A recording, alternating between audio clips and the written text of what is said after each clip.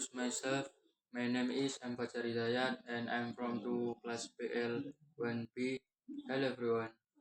Today I will describe a tool, top loading spanner with sizes 8 and 10.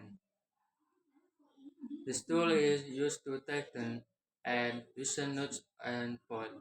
Having two sizes in one makes it practical and easy to use. The spanner has main part, the ring size 10 and the handle in the middle. This spanner is made of steel, so it is strong and durable. The length of this tool is about 11 centimeters.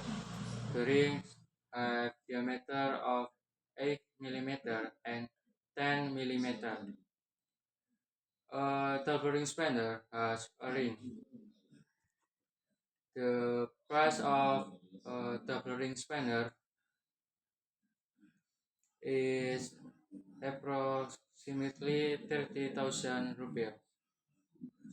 Okay, that's all about the tapering spanner. I hope this description is useful. Thank you.